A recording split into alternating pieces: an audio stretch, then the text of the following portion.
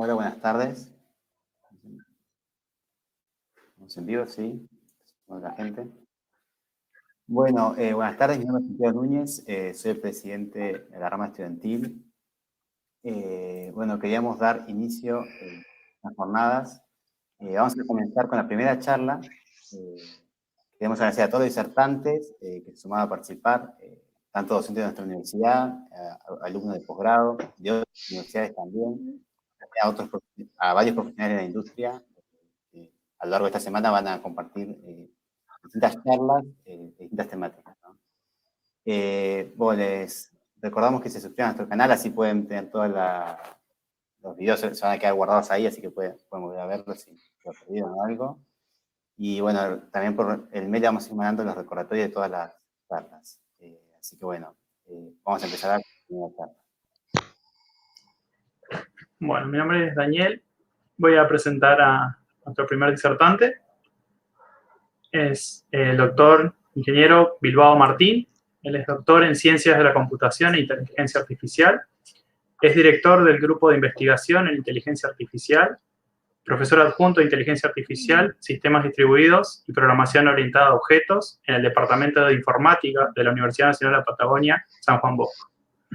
Es representante titular de la Facultad de Ingeniería en CIUMPAT, el Consejo de Investigaciones de la Universidad Nacional de la Patagonia y miembro de la Comisión Asesora de Carrera Informática.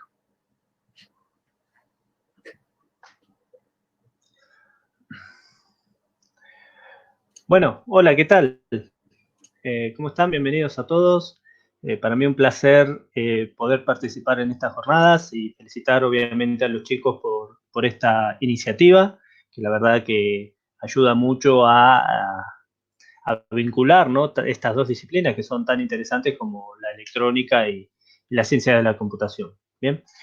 En esta charla básicamente les voy a comentar algunas aplicaciones básicas que se pueden utilizar dentro del procesamiento natural del lenguaje, ¿sí?, NLP, como se conoce básicamente, y cuestiones que hemos utilizado, que seguimos utilizando en nuestro campo activo, ¿no?, de investigación, que es dentro de la inteligencia artificial, la cuestión de arquitecturas de robótica cognitiva, ¿sí? Básicamente es poder lograr que algún ente, en este caso un ente hardware o software inteligente, pueda comprender de alguna manera un lenguaje, ¿no?, que es algo tan complejo para el ser humano.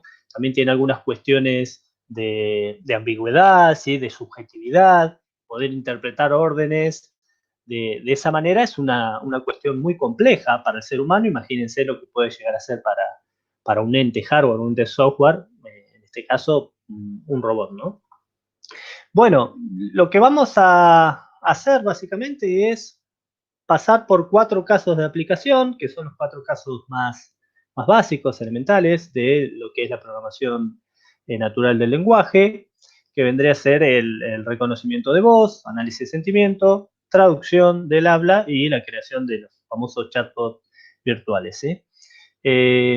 Vamos a ver un caso de aplicación con Python de cada uno de ellos y después les voy a dejar ahí alguna actividad extra, algunos si quieren resolverla, de combinar algunas de estas arquitecturas o tecnologías para lograr un asistente virtual que pueda tanto hablar con un sintetizador de voz.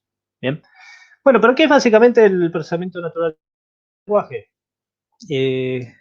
Imaginen un ente, ¿sí?, o un agente en inteligencia artificial.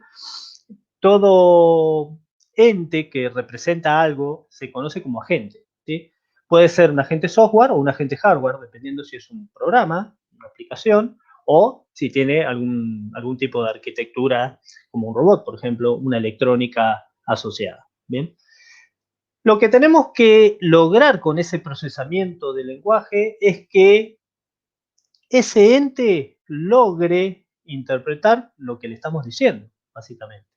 Teniendo en cuenta también cuestiones propias del lenguaje, no todos los lenguajes son similares, ¿sí? Imaginen situaciones donde hay subjetividad, imaginen situaciones donde hay subjetividad propia del lenguaje o una mala forma del cómo uno utiliza ese lenguaje, ¿sí? O sea, cuando uno, por ejemplo, comete un error, puede ser gramatical, ¿sí? O palabras que tienen más de un sentido, o cuando hay sarcasmo en el medio, ¿cómo puede procesarse todo eso para un ente? En este caso, un ente hardware o software, que por ahí el programa está muy acostumbrado a las cuestiones automáticas, donde si llega a determinada instrucción tiene que hacer tal cosa, lo que se conoce como un agente reactivo, que va a reaccionar ante la situación y esa percepción, ¿sí? Siempre que reciba la percepción del entorno, va a actuar en consecuencia, sin deliberar y sin tener que pensar mucho la respuesta, o sea, qué acción debe ejecutar. Acá no, acá obviamente las cuestiones van a depender mucho de esa cuestión deliberativa que tenga de qué me quiso decir. Una vez que uno logre comprender eso de qué me quiso decir, va a poder tomar una acción. Obviamente que esto no implica de que la gente siempre actúe bien en consecuencia de esas percepciones, porque también puede cometer errores como los comete también el ser humano, ¿sí? Si bien este ente que estamos representando acá forma parte de una simulación, digamos, de una emulación del concepto del ser humano y sus formas de interactuar con el entorno, entonces también podemos de alguna manera contemplar ciertas falencias a la hora de procesar esta tecnología. Bueno, los campos de aplicación más comunes, no son todos, ¿sí? Son estos que están acá, ¿sí? La clasificación de texto, donde uno puede trabajar ciertas cuestiones, por ejemplo, reconocimiento de palabras claves en un documento, visualizar la información, o sea, ver qué sentido tiene esta información, de qué habla este documento, para poder hacer un procesamiento de información, por ejemplo, si son noticias de tal tipo, llevarlas para un lado, si son noticias de otro, llevarlas hacia otro. Poder filtrar información, o sea, hacer una especie de resumen automático en un documento y yo podría sacar las características más esenciales de ese documento y mostrar a una especie de resumen, podría ser un marco conceptual o algo por el estilo, ¿sí? Y una aplicación muy directa a nivel tecnológico, y particularmente en los correos electrónicos, es lo que se conoce como el filtro de spam. ¿Sí? El filtro de spam, precisamente poder clasificar un documento que viene si es de alguna forma un correo no deseado o deseado. ¿Bien? Bueno, todo eso lo hace a través de un procesamiento, precisamente del texto, aplicando técnica de procesamiento natural del lenguaje. Análisis de sentimientos. Esto es una tecnología muy interesante que se utiliza mucho en valoraciones y en popularidad de determinados productos, servicios o personas también. El análisis de sentimiento es una técnica que a mí me permite de alguna forma poder estudiar o analizar esa persona que tuvo como reacción interna, ¿no? Hablando del sentimiento, al observar esa percepción. ¿Le gustó o no le gustó? ¿Sí? A ese nivel. ¿Bien? Entonces, nosotros, con el tema de análisis de sentimientos, trabajamos muchas aplicaciones fuera del ámbito de la robótica, ¿no? Muchas aplicaciones que tienen que ver con las valoraciones. Por ejemplo, en las encuestas de los alumnos, ¿sí? Ahí donde hay mucha subjetividad o cuestiones de lo que el alumno siente cuando está respondiendo una encuesta, entonces poder hacer un estudio de las expresiones que ha tenido esa persona a la hora de escribir lo que escribe. ¿Bien? Ese es un caso de aplicación que ha desarrollado un alumno para un trabajo final de carrera. Después también a nivel de negocios, si vamos a lanzar un producto al mercado, ¿por qué no hacer una especie de estudio previo, mostrarle a nuestro público qué sería más interesante, lanzar el producto A, lanzar el producto B, y en función a las cuestiones que nos responden, ¿sí? Poder hacer ese análisis y decir, bueno, a la gente aparentemente le gusta más el producto A que el producto B o viceversa. ¿Sí? El análisis de popularidad se hace mucho en las redes sociales, por ahí con famosos o cuestiones así, de ver qué se está diciendo de tal persona o qué se está diciendo de tal otra. ¿Sí? Nosotros vamos a mostrar algún ejemplo básico de análisis de sentimiento en un procesamiento de frases, de un documento específico, ¿sí? Reconocimiento y síntesis de voz, también podemos hacer, ¿sí?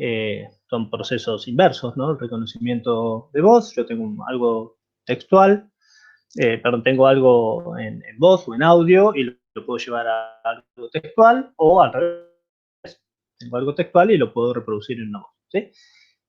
Combinando muchas de estas tecnologías voy a obtener esto, el último punto, que es el chatbot. El chatbot es muy común hoy en día en los sitios web, donde aparece siempre una especie de asistente virtual. Cuando están navegando, aparece el navegador y dice: hola, ¿te puedo ayudar en algo? Bueno, esa tecnología, que hoy es muy común, tiene ciertas particularidades que vamos viendo cuando lleguemos a esa sesión, pero es algo que hoy en día la gran mayoría utiliza, ¿sí? Y más en una situación como la que estamos viviendo, de pandemia, donde uno no se puede acercar a los lugares donde quisiera. Entonces hay un ente virtual que te está respondiendo todas tus dudas sobre determinada cuestión. ¿Bien? Bueno, vamos a ir a la parte 1, sistema de clasificación de texto. Básicamente vamos a ver la forma de categorizar un documento que está relacionado con la situación que estamos pasando hoy en día, del tema de la vacuna contra el coronavirus.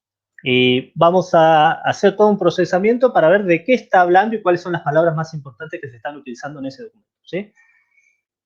A ver, acá hay algo que quiero resaltar.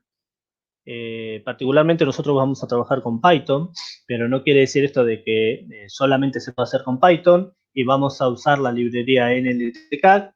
Tampoco quiere decir eso que se tenga que usar esta librería, si son las herramientas que nosotros utilizamos. Existen otras, ¿sí? No es que estamos casados con esta tecnología, pero sí es una de las herramientas más comunes y más utilizadas a nivel mundial. Por eso es que la estamos utilizando. Pero pueden encontrar otras librerías y probar también lo que estamos haciendo, ¿sí? Tanto como Python y estas librerías, ¿sí? Tienen una comunidad muy enorme, donde se trabajan muchas cuestiones relacionadas a la inteligencia artificial o a la ciencia de datos, ¿sí? Con tecnología que es abierta, entonces cualquiera puede aportar conocimiento, nuevas librerías, nuevas formas de resolver las cuestiones que tenemos. Así que por eso es que el crecimiento de Python últimamente ha sido muy grande, ¿sí? Bien, ¿cuáles son los pasos básicos para clasificar un texto? ¿Sí? Nosotros vamos a dividir esto en partes, porque son precisamente lo que necesita este entorno para llegar a la conclusión que estamos buscando. Lo primero que se hace generalmente es tokenizar. Los que conocen de programación saben que tokenizar es dividir en token, o sea, en palabras, ¿sí? Una frase, ¿bien? A ver, la tokenización no siempre se hace por palabras, sino también se puede hacer por sentencias, o sea, por oraciones. Tengo un documento grande y lo divido por oraciones, y después a las oraciones las divido por palabras, ¿bien? Pero hay que tokenizarlo al texto. O sea, primero separar todas las oraciones o todas las palabras que aparecen. Por ejemplo, si una frase que Juan es estudiante de informática, la tokenización por palabras sería esto, ¿sí? Juan es estudiante de informática. Tenemos 5 tokens para trabajar. Ahora, lo que uno tiene que pensar con respecto a esa frase es, de esas palabras que están ahí, ¿cuál realmente aporta significado o algo importante para mí? ¿Sí? Porque no todas las palabras tal vez que estén ahí son importantes para lo que yo estoy buscando. Entonces, van a haber otros procesos que van a ir eliminando palabras sin significado. El segundo es eliminar las palabras de parada, precisamente las palabras poco relevantes, por ejemplo, los artículos, proposiciones, ¿sí? En este caso, Juan es estudiante de informática, nos quedaríamos con Juan es estudiante de informática. El de lo borramos, no nos va a aportar mucho conocimiento, ¿sí? Bien, la tercera parte es obtener sinónimos y antónimos. Y acá hay una cuestión importante porque, a ver, particularmente en el lenguaje nuestro, en el español, donde existen muchos sinónimos, muchos antónimos, una palabra que puede expresarse de muchas maneras, Entonces, si hay una palabra que se utiliza con muchos sinónimos, entonces cuando uno quiera buscar la palabra clave, es posible que obtenga una palabra de cada una de ellas, pero todas significan lo mismo. Entonces, cuando dice, ¿cuál es el keyword? O sea, la palabra clave acá. Y es esta y esta, pero si todas significan lo mismo, lo expliquemos de alguna manera. Para decir, bueno, está hablando de este concepto. ¿Bien? Si bien es cierto que uno utiliza mucho los sinónimos, pero a la hora de clasificar el texto, lo importante es saber de qué está hablando o cuál es la palabra clave. Entonces, ahí obtener los sinónimos para unificar de alguna forma.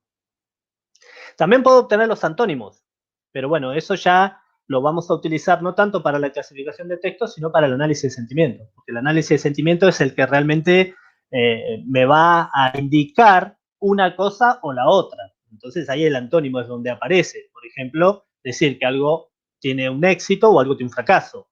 Éxito y fracaso son antónimos, entonces nosotros lo podemos usar para ver si una persona está contenta o está triste, por ejemplo. ¿Bien?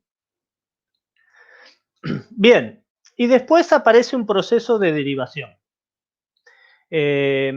Acá hay que tener en cuenta lo siguiente. La derivación, en este caso una derivación regresiva, lo que va a hacer es tratar de obtener una palabra raíz. Una palabra raíz de todas las palabras que yo tengo, obtener de dónde viene la palabra, pero como raíz. ¿Sí? Por ejemplo, la palabra participando y participante tiene como una palabra raíz participan. Y de ahí se derivan todas las demás combinaciones que pueden existir de esa palabra. Entonces, si yo estoy haciendo una clasificación de texto y aparece mucho participando, participante, participan, ¿sí? Yo sé de lo que está hablando en general todas esas palabras, entonces puedo sacar un concepto único. ¿Bien? Y eso es lo que a mí me interesa, sacar el concepto único para decir, bueno, está hablando de una participación en general. Los alumnos, por ejemplo, que participan en esta charla. ¿Sí? Entonces, la derivación regresiva va a tener ese efecto con respecto a las palabras que aparecen. ¿Sí? Una cuestión importante con respecto a NLTK, que por defecto está en el idioma inglés. ¿Sí? En ese caso, la derivación regresiva se hace con una librería llamada Porter Streamer. ¿Sí? Pero, bueno, como esto es una comunidad que avanza, entonces hay una versión particular para español que es Snowball Streamer, ¿sí? Que deriva precisamente de Porter Streamer. ¿Bien? Entonces, bueno, hay que tener también en cuenta eso, con qué lenguaje vamos a estar trabajando. Bien. En este punto obtuvimos sinónimos y antónimos y una de las cosas que hablamos es hacer derivación regresiva. La otra cosa que podemos hacer, ¿sí? No, acá no es que hacemos las dos, sino podemos hacer una o la otra, cada una tiene su ventaja o sus desventajas, ¿sí?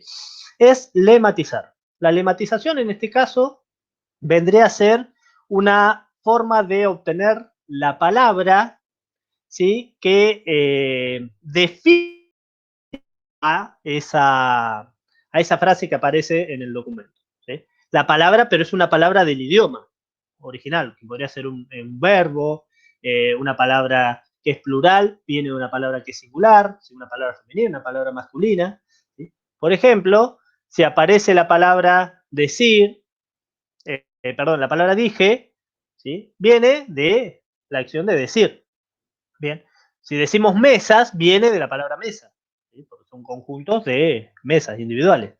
¿Bien? Entonces, la lematización lo que hace es llevar a esa forma más original del lenguaje, porque en la derivación regresiva la palabra que obtengo no necesariamente pertenece al lenguaje. ¿Sí? Entonces, esto nos da más precisión a nosotros a leer qué es lo que estamos diciendo. ¿Sí? Y ahí hay una clave entre la diferencia.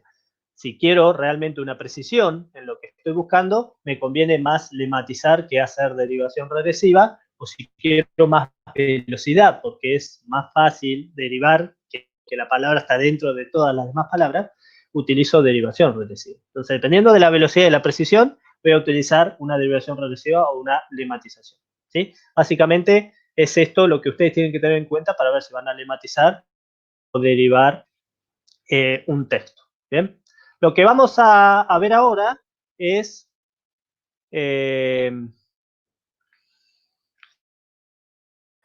vamos a ver un ejemplo de derivación.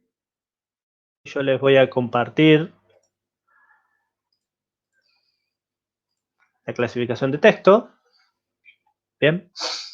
A ver, los que no conocen en programación, ¿sí? En este caso estamos utilizando un entorno de programación que se llama Jupyter Notebook, que viene en un entorno más grande que se llama Anaconda y es para programar básicamente en Python, ¿sí?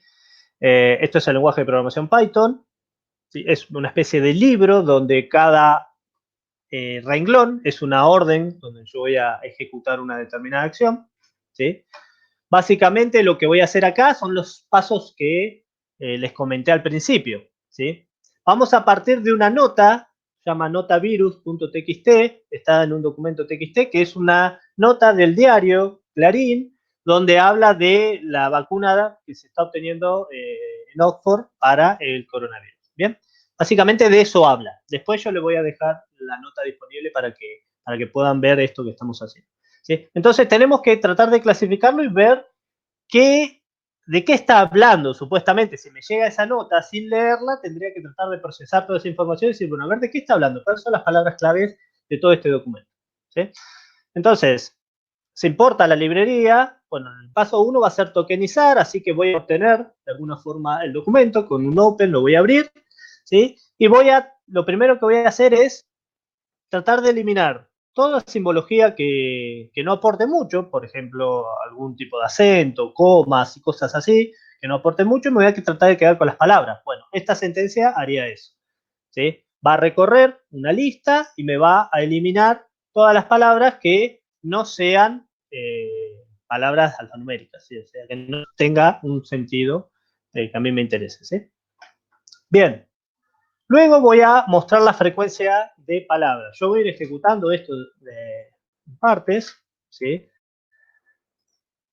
Acá cuando muestro el texto, fíjense acá aparece toda la nota. La Universidad de Oxford anunció primer resultado de la vacuna, bla, bla, bla. Todo el documento está impreso acá cuando yo le dije que me imprima el texto, ¿sí? El texto este de la nota de virus, ¿bien? Bueno, esta parte lo que hace es el tokenizado, ¿sí? Va a tokenizar, en este caso Word Tokenize es por palabra, ¿sí? Si yo imprimo los tokens, me va a aparecer todas las palabras, me van a aparecer del documento, separadas. Y ahora de acá yo tengo que ver la frecuencia de aparición de cada una de estas palabras para ver cuáles son las palabras más importantes de este documento, ¿sí? Entonces, imprimo, de alguna forma, la frecuencia de palabras, ¿sí? Fíjense una cosa, en este caso, la palabra que más aparece es la, 49 veces. Pero no me está indicando mucho esa palabra, ¿sí? No me está indicando prácticamente nada. Pero bueno, aparece muchas veces porque es una palabra de parada y yo la voy a tener que eliminar. Universidad aparece 5 veces, D también aparece 65 veces. Acá por ahí lo que más me interesa es universidad, Oxford, ¿sí? Vacuna, son palabras claves para mi documento. ¿Bien? Lo podría de alguna forma plotear, utilizar librerías como Matplotlib, que es de Python, para que me diga, bueno, las 30 palabras más importantes, cuáles son y cuál es su frecuencia, ¿sí? Fíjense que muchas de ellas, las que están acá, de, la, que, en, a, no dice nada, y son las que más frecuencia tienen, obviamente, porque son las que más aparecen en el documento. Recién después aparece vacuna 20 veces. Vacuna ya parece ser una palabra clave, ¿sí? Bueno, esto que está acá hay que eliminarlo, porque no aporta. Es lo que viene, eliminar palabras de parada, ¿sí? Lo que voy a hacer es recorrer todas esas palabras que están ahí y eliminar las que son palabras de parada que ya vienen en una librería Stockboard, en este caso de lenguaje español. Me va a identificar las palabras que no son relevantes y las vas a ir eliminando, ¿bien? Me van a quedar todas las palabras que sí tienen algún tipo de sentido para mí.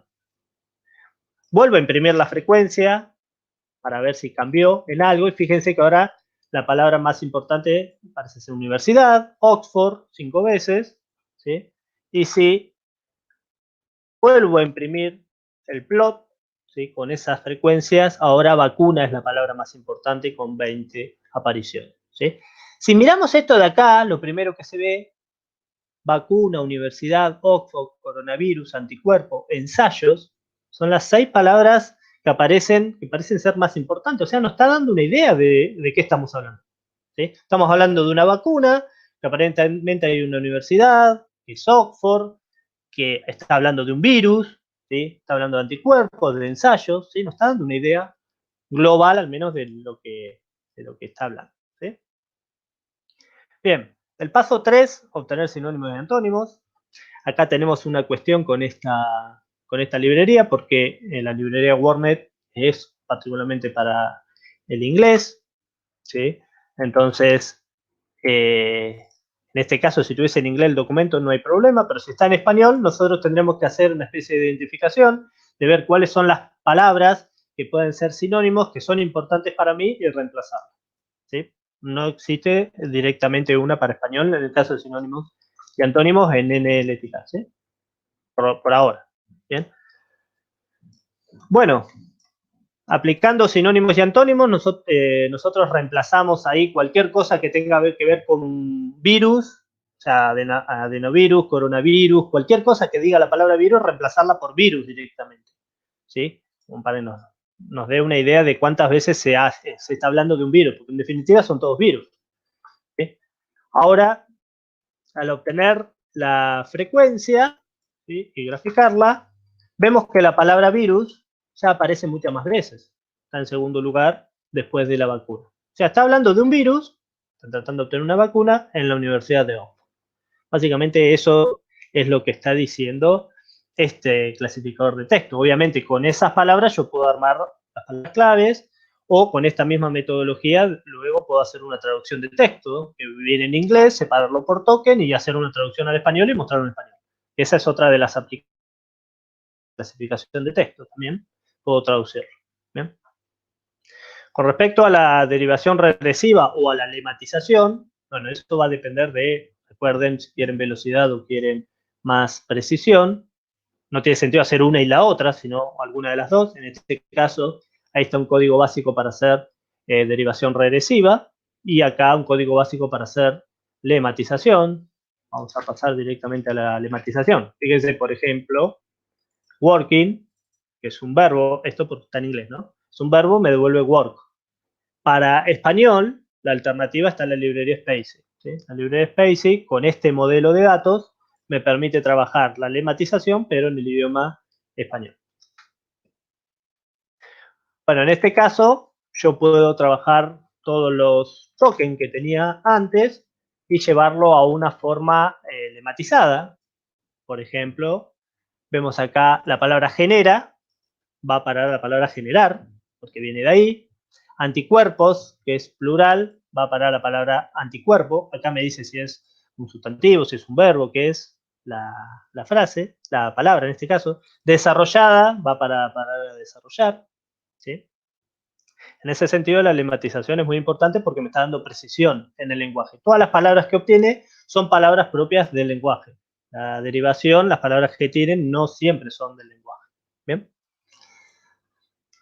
Bueno, entonces, de esta manera nosotros podemos hacer una clasificación de texto bastante importante con un documento que llegó. Yo no lo leí, pero lo pasé por un sistema de clasificación de texto que procesa el lenguaje, y puedo obtener diferentes tipos de información importante con respecto a ese documento. Bien. Bueno, esa es una de las aplicaciones que podemos ver de procesamiento de lenguaje. Otra cuestión que podemos ver es el análisis de sentimiento, ¿sí? En el caso del análisis de sentimiento, lo que vamos a tratar de hacer es poder comprender ciertas cuestiones propias del ser humano, como una opinión, que las opiniones, como dicen, las opiniones nunca son verdaderas o falsas, sino son opiniones. Sí, bueno, a ver qué sentido le podemos dar a esa opinión, emociones, sentimientos, al tener una percepción del entorno. La percepción del entorno puede ser cualquier cosa. Puede estar mirando una montaña que le genera esa montaña, o puede estar leyendo una noticia, o puede estar recibiendo una noticia por mensaje de texto. Entonces, a ver qué le genera esa percepción, piénsenlo siempre como un agente del mundo que recibe cosas y en función actúa en consecuencia, ¿sí? ¿Qué está recibiendo? Bien. En este caso, nosotros vamos a analizar tres cosas. Primero, el texto, lo que recibe. Lo vamos a poder clasificar en positivo, negativo, neutral, básicamente, que eso es lo que se conoce como polaridad del texto. O sea, algo que es positivo está indicando sentimientos positivos. Algo que es neutral es como algo punto intermedio, ni bien ni mal, o no me interesa, ¿sí? Y algo negativo obviamente habla de un sentimiento más negativo, ¿sí? Entonces, una vez que tenemos esa polaridad, identificar el sentimiento, por ejemplo, si está contento, si está triste, está enfadado. Eso obviamente son ciertos nomencladores que vamos a usar nosotros en función al nivel de polaridad que recibamos. Si recibimos un nivel de polaridad cercano a 1, estamos suponiendo de que la persona está muy contenta. Ahora, si recibimos un sentimiento a un nivel de polaridad 0,5, estamos suponiendo que está contenta.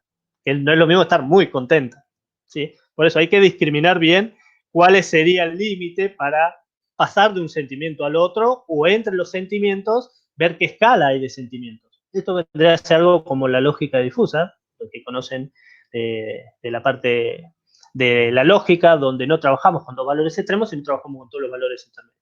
¿Bien? Obviamente decir que, por ejemplo, afuera hace mucho calor no es lo mismo a decir hace poco calor o hace calor. ¿Qué es mucho, qué es poco, qué es que haga calor? ¿Sí? Entonces ahí la polaridad es importante. Identificar, bueno, el sentimiento y en función a eso analizar la subjetividad.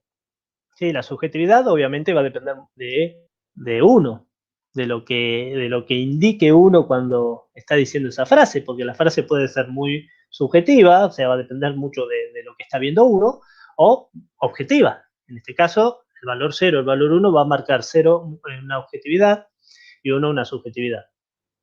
Yo podría decir, por ejemplo, hoy estoy contento. Sí, pero eso es muy subjetivo, porque soy yo el que estoy diciendo que estoy contento. Y la gente realmente puede decir, sí, está bien. Si él capaz que es contento así, está todo bien. Es un tema de él. ¿Sí? Si yo digo, yo me llamo Martín, bueno, entonces estoy siendo un poco más objetivo en ese sentido. ¿Sí?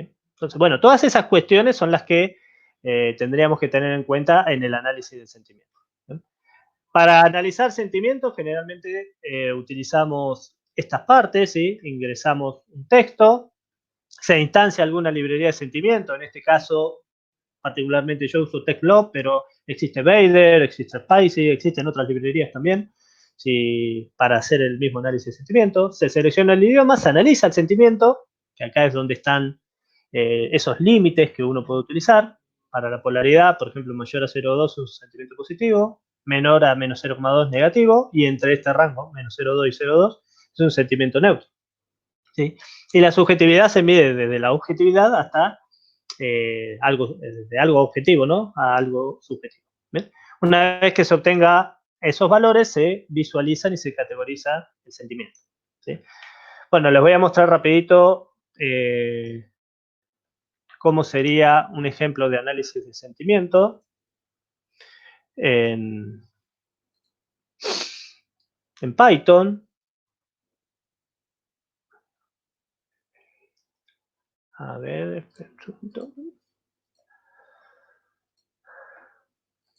el análisis de sentimiento en este caso, ¿sí? Vamos a importar, como siempre, ciertas librerías para trabajar. Acá podemos ingresar algún texto para que nos diga, ¿sí? Hay que tener en cuenta que, como todo, el análisis de sentimiento, también estas librerías por defecto están en inglés, pero siempre hay una versión para trabajar en español. ¿Sí? Acá, si yo ejecuto esta línea, estoy pidiendo una entrada. ¿Sí? Yo puedo decir, yo estoy contento. ¿Sí? Fíjense que acá no hay una traducción, obviamente, porque yo estoy escribiendo en español. ¿Sí?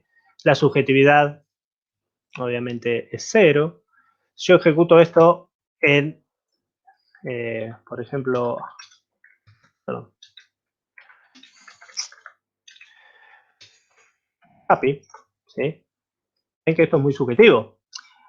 Hay que, le mostré recién que se lo escribo en español, obviamente por defecto lo toma en inglés, por eso es que saltaba el error, yo tengo que escribir lo mismo en inglés y acá hace la traducción al español para hacer el análisis de sentimiento. O sea, yo se lo tengo que en inglés y la traducción la hace el mismo entorno, ¿sí?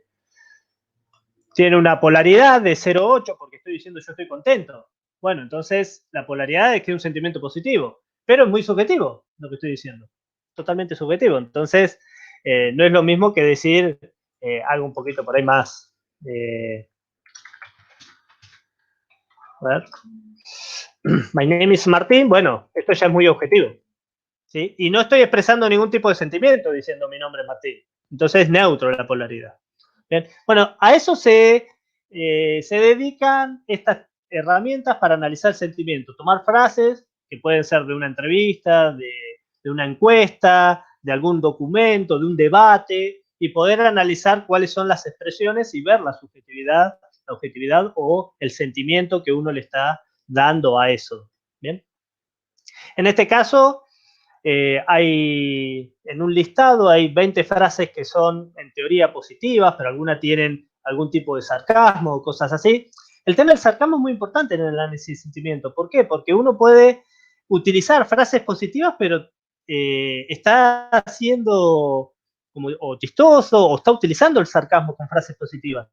Entonces tienen más de un sentido esas cuestiones y obviamente que eso confunde a la técnica, porque es lógico, ¿sí? No está siendo muy claro, pero estás usando frases que parecen ser un sentimiento positivo cuando realmente el sentido puede llegar a ser negativo, si uno entiende la otra parte del sarcasmo.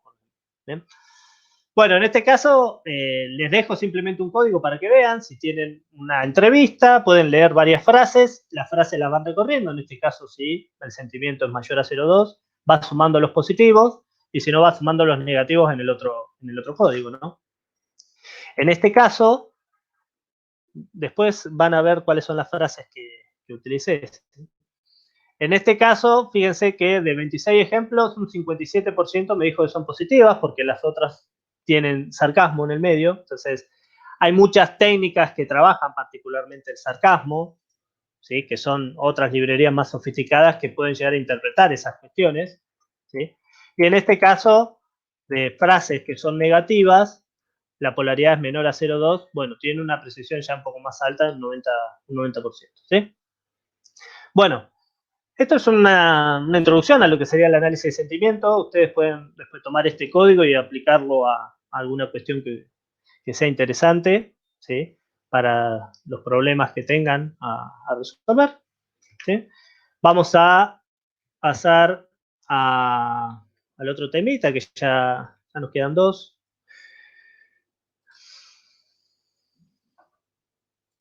El tercer punto que tenemos para analizar es el reconocimiento de voz y el sintetizador de voz, ¿sí?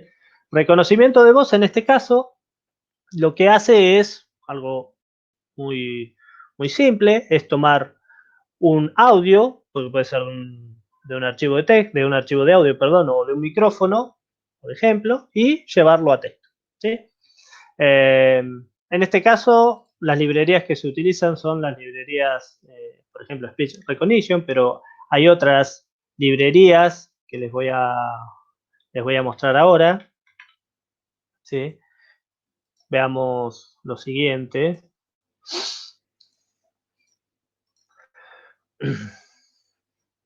Speech Recognition es la librería que usa Python particularmente, pero existen otras, ¿sí? Como esta que está acá. Esta particularmente es la que usa Facebook, ¿sí? Calculator, ¿sí?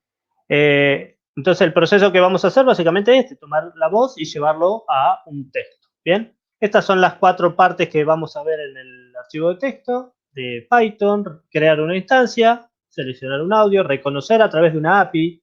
Esto es muy importante hacer una paradita acá. ¿Por qué? Porque hay muchas APIs que ya están disponibles en Internet. Por ejemplo, la API de Google, que ya dado un texto te devuelve el audio correspondiente. ¿sí? Y existen otras, por ejemplo, esta librería que está acá, que es propia de Microsoft, o esta librería que está acá, que es de Meet. ¿Bien?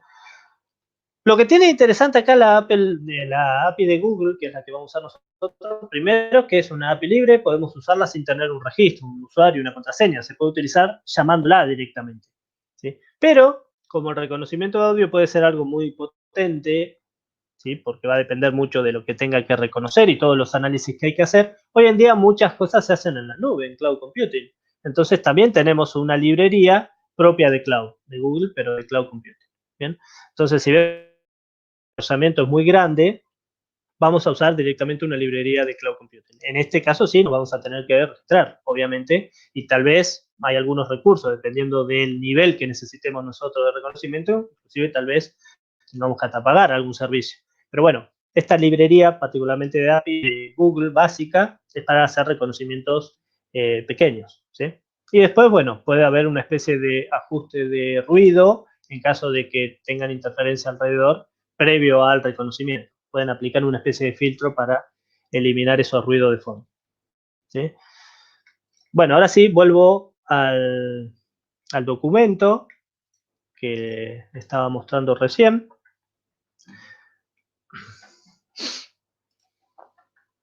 Vamos a reconocimiento de voz. Bien, entonces, obviamente que previo a todo esto hay una instalación de las librerías y cosas así, que yo después les voy a dejar un documento por si quieren instalarla o link de referencia, porque todo esto obviamente hay que instalar un entorno de trabajo, ¿sí? Se crea el entorno para el reconocimiento y acá definimos, bueno, vamos a usar un audio, acá les dejo el código comentado si van a usar un audio, levantan el audio, tiene que ser un formato WAV, ¿sí? O algún formato particular de esto, no un MP3, por ejemplo, ¿sí? Se puede aplicar el filtro y voy a grabar ese audio para que pueda ser después reproducido por la API, ¿bien? Y acá le puedo indicar algunas cuestiones, por ejemplo, cuánto tiempo quiero del audio, si quiero todo, o si quiero los primeros 10 segundos, o lo que sea. Particularmente yo, como estoy usando el micrófono ahora, voy a usar el micrófono, ¿sí? O sea que yo lo que hable ahora se puede hacer una traducción directamente en la API, ¿sí? Acá lo que voy a hacer es aplicar un listen, ¿sí? Voy a estar escuchando, o sea, todo lo que yo esté diciendo se va a reproducir. Cuando se hace una pausa en el entorno, voy a aplicar el reconocimiento y ahí dice, sea todo lo que yo estoy diciendo se va a reproducir. Fue lo que dije recién. Cuando yo hice la pausa, ¿sí? Hay un pequeño delay ahí que yo hago la pausa, dice, listo, dejó de hablar la persona y envío esto a la API. ¿Estamos? O sea, cualquier cosa que yo diga y frene, esto se va a enviar a la API de Google y me va a devolver el texto de lo que yo dije. Imagínense esto para aplicaciones donde uno tiene que transcribir. No quiere escribir o no puede porque tiene alguna cuestión, una limitación cognitiva, pero puede hablar. Entonces, todo lo que están diciendo lo habla y se hace todo un material de lectura después automático, ¿sí? Porque todo lo que se reproduce en voz se escribe automáticamente en texto. ¿Bien? Bueno, esto es básico también para el chatbot que viene ahora, porque ahora le vamos a hablar a un chatbot, le vamos a preguntar algo y él nos va a responder. Mezclado con el sintetizador, que sería el caso opuesto. El caso opuesto del sintetizador sería de esta manera. Martín, ya estamos casi en el tiempo. Si puedes Sí. apurar, así la alcanzan a ver. Hasta ahora Sí, muy sí. bueno. Es cierto, pero se escuchó todo hasta ahora, ¿no? Sin Sí, problema. muy bien. Bueno, bueno, el Si puedes sintetizador cambiar, se lo te muestro dejo una rápidamente pregunta. así. Bueno. Me han preguntado cuándo conviene aplicar derivación regresiva o lematización y si depende del tipo de texto. No, solamente depende de la precisión que uno quiera obtener a la hora de analizar el documento, ¿sí? Si uno quiere ser preciso y decir, lo importante acá es esto, esto y esto, en un lenguaje claro, ¿sí? Y sin ambigüedad, le conviene la lematización, porque utiliza palabras propias del lenguaje. Ahora, si uno necesita velocidad para tener una idea vaga de lo que se está hablando, pero no tan precisa, le conviene más la derivación porque es más rápido, ¿sí? Pero no importa el tipo de texto, depende de lo que necesite uno obtener, ¿sí? Bien, bueno, esto sería un sintetizador, básicamente hace lo inverso, lo que yo escribo me hace la traducción a voz, ¿bien? Les dejo el código directamente acá, porque, bueno, voy a tener que hacer que escuchen lo que yo estoy escuchando. Entonces, básicamente, yo acá estoy diciendo, habla, esta es la charla de aplicación de procesamiento natural. Cuando ejecute esta línea, va a aparecer una voz diciéndome, esta es la charla de aplicaciones, ¿sí? Va a depender de los voice que tenga instalados, si va a hablar una mujer, un hombre, o si va a ser un americano que está aprendiendo el idioma y habla medio trabado, bueno, dependiendo de los templates que tengamos instalados. Lo que sí quiero pasar rápido al tema del chatbot, porque es por ahí es lo más interesante, que mezcla precisamente estas dos tecnologías. Bien. El chatbot, que es este que está acá, básicamente trabaja de esta forma. Yo lo que necesito es tener primero un cuerpo de información, de preguntas, de servicios que voy a prestar, que es lo que se conoce como un corpus. ¿Sí? El corpus vendría a ser toda esa información, la base de conocimiento que va a tener mi robot o mi sistema de reconocimiento de palabra, en este caso con un usuario virtual. ¿Bien? Ese corpus se arma en un documento, puede ser una base de datos, un documento de texto, un Word, lo que sea, y se tiene que alimentar el corpus, ¿sí? Con el sistema que estamos nosotros desarrollando, ¿sí? En este caso, vamos a ir ejecutando. El corpus particularmente que tengo acá, lo ejecuto, es de un crucero, ¿sí? Fíjense que ahí dice, para saber cómo vestir, la estación del año y temperaturas medias, la zona, marcan, bla, bla, bla. Hay muchas cuestiones relacionadas a un crucero que una persona va a hacer. ¿Sí? Imagínense que esto puede ser cualquier cosa que ustedes quieran utilizar para alimentar un chatbot virtual y cuando uno pregunte, le responda de alguna forma con el corpus, ¿sí? Sin que sea una persona física, sino alguien virtual. ¿Estamos? Bueno, el preprocesamiento y todas las cuestiones son muy parecidas a la clasificación de texto. Acá hacemos lematizaciones, hacemos tokenizaciones, ¿sí? Lo único distinto es esta parte de acá, donde se hace una, perdón, es este primero. Si no ejecutamos en orden acá las cuestiones, obviamente se puede dar un error. Acá lo que hace es trabajar con una transformación de frecuencias inversas, donde busca las palabras que tienen mayor aparición, le da una frecuencia menor. ¿Sí? Entonces, al darle una frecuencia menor, por eso se llama de transformación de frecuencia inversa, ¿para qué? Para darle una probabilidad menor de que desaparezca sola. Porque sabemos que las palabras que son de parada, por ejemplo, van a tener una frecuencia de aparición muy alta, entonces la probabilidad que le vamos a asignar va a ser menor. Las palabras que aparecen menos son las más importantes. Entonces, este TF-ID Vectorize lo que hace es eso, aplica una transformación y convierte todas las palabras en vectores numéricos, ¿sí? Después se aplica una técnica de similitud de coseno, que lo que hace es darle una probabilidad a la palabra de un parecido a otro vector que está ahí en el corpus. Entonces ahí hace la asociación básicamente de lo que me dijo la persona una vez que lo a lo que realmente conoce el corpus y esa es la respuesta que me va a dar. ¿Sí? Bueno, básicamente esta línea hace todo eso. Puedo definir algunas coincidencias, por ejemplo, si me dicen hola, buenas, saludo, hey, ¿cómo va? Que me responda hola, hola, ¿qué tal? Hola, ¿cómo te puedo ayudar? Esto lo puedo armar yo, son coincidencias. ¿Sí? Y acá fíjense que estoy usando el reconocimiento de voz, básicamente lo que vimos recién. ¿Sí? Bueno, el chatbot, Martín Bot, en este caso, lo que va a hacer es esperar que yo le diga algo. Por ejemplo, hola, ¿se puede fumar?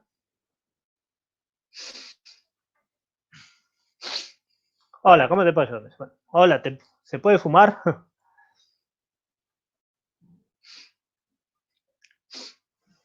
Bueno. Esperen que me responda primero porque... En caso de hacerle una pregunta así, si se puede fumar, lo que va a hacer es va a buscar esta similitud con alguna frase que corresponda a si se puede fumar. ¿Sí? Bueno, ahora yo estoy hablando, esto tal vez me lo tome como reconocimiento. Me voy a callar un ratito.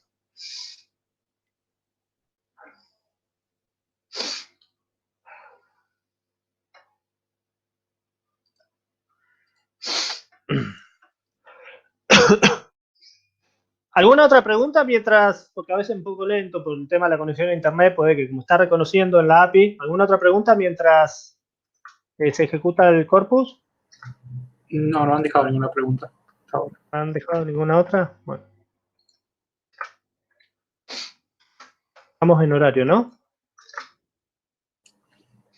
Sí, ya casi estamos. ¿Se puede fumar?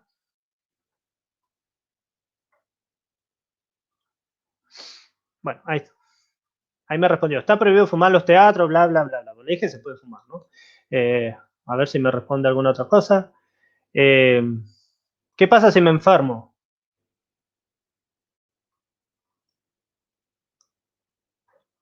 Bueno, ahí esa es la respuesta que me da, ¿no? ¿Hay internet en el lugar?